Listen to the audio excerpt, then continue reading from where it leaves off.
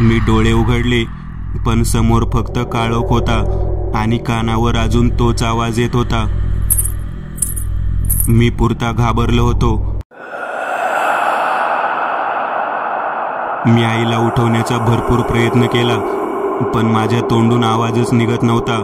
खूप वेळाने मला अचानक तो आवाज आवडू लागला. जणू काही मला त्या आवाजाने वश केलं होतं. स्वतःवरचा ताबा हळूहळू सुटत चालला होता. मी अंगावरील रग बाजूला फेकली आणि दार उघडायला गेलो. तसंच समोरचं भयानक दृश्य बघून मी हादरलो. एक 40शीतली जाडसर स्त्री, अंगावर हिरवी साडी, हातात हिरव्या बांगड्या, चेहऱ्यावर पांढरट, कपाळावर रुपयाच्या आकाराचं भलं मोठं लाल भडक कुंकू आणि आवाज करणारी, दोन्ही पायात साखळी, एकसारख्या चक्रा मारत असलेलं ते ध्यान एक विकट हास्य करत माझ्याजवळ आलं. माझी इच्छा असूनही मला दार बंद करता येत नव्हतं. काही कळायच्या आत मी तिथेच चौकटीत पडलो आणि उठलो थेट 3ऱ्या दिवशी. मध्ये काय झालं त्याची मला काहीच कल्पना नाही, पण माझ्या मोठ्या भावाने मला पुढील प्रसंग सांगितला.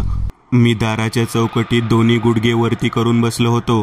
माझा चेहरा अगदी निस्तेज झाला होता. मी जोरजोरात गुरगुर करू लागलो. त्या आवाजाने माझ्या भावाला जाग आली. त्याने बाजूला झोपलेल्या माझ्या आईबाबांना उठवलं. तो बघा, ओमकार तिकडे काय करत आहे. तसे दोघेही जण मला आवाज देत होते, पण कुणाचाच आवाज माझ्या कानापर्यंत पोहोचत नव्हता. मला फक्त ऐकू येत होते ते मंत्र जे त्या डोंगरावर ऐकले होते. अखेर माझे बाबा माझ्या जवळ येऊन खांद्यावर हात ठेवू लागले, पण परपुरुषाचा स्पर्श मला नकोसा झाला होता. मी जोरात हिसका देत त्यांना बाजूला केलं. नंतर भावाने आणि त्यांनी मिळून मला पकडलं आणि खेचतच घरात आणलं. धप आवाज करत दार लावल्या गेलं.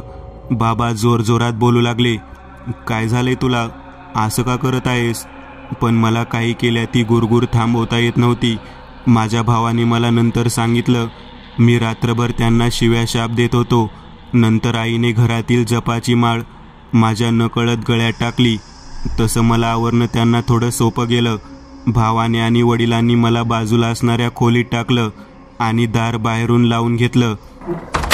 अखेर दिवस उजाडला. तसं माझ्यावरून त्या बाईचा असर थोडा कमी झाला. सकाळीच आईने झालेला प्रकार माझ्या आईने जवळच राहत असलेल्या माझ्या मावशीला सांगितला. तेव्हा तिने मला कडूबाई मंदिरात नेण्याचं सांगितलं. घरापासून जवळच असलेल्या त्या मंदिरात मला घेऊन गेले. डोंगराची एक एक पायरी चढत असताना मला उगीचच रडू फुटत होतं. मी जोरजोरात रडायला लागलो. मध्येच हसत होतो, पण वरती जायला नकार देणं सुरूच होतं. डोंगराच्या पायथ्याशी नेमका कसला आरडाओरडा सुरू आहे ते बघण्यासाठी तेथील स्वामीजींचे काही लोक खाली आले. मी पायऱ्यावर लोळत होतो, तर माझा भाऊ आणि बाबा मला उठवून वरती नेत आहेत असे त्यांना कळले. पण सराईत असणारे ते शिष्य खाली उतरले आणि मला अगदी लहान मुलासारखं उचलून वरती घेऊन गेले. तिथे खाली ठेवताच मी जोरजोरात ओरडू लागलो.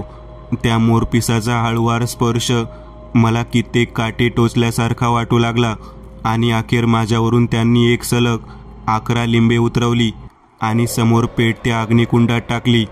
तशी एक काळी आकृती माझ्या तोंडातून बाहेर निघाली आणि हवेत विरली.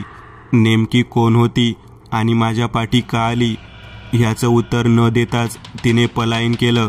आई कडूबाई देवीने माझी रक्षा केली आणि आज तिच्याच आशीर्वादाने मी जिवंत आहे असं मला वाटतं.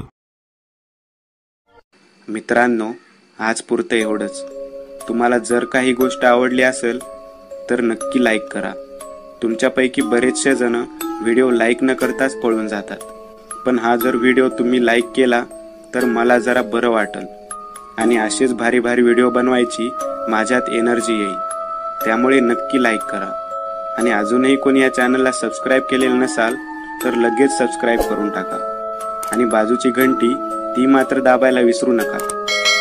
देवाची घंटी आहे ती. चला तर मग पुन्हा भेटूया अशीच एक आगळी वेगळी गोष्ट घेऊन पुढच्या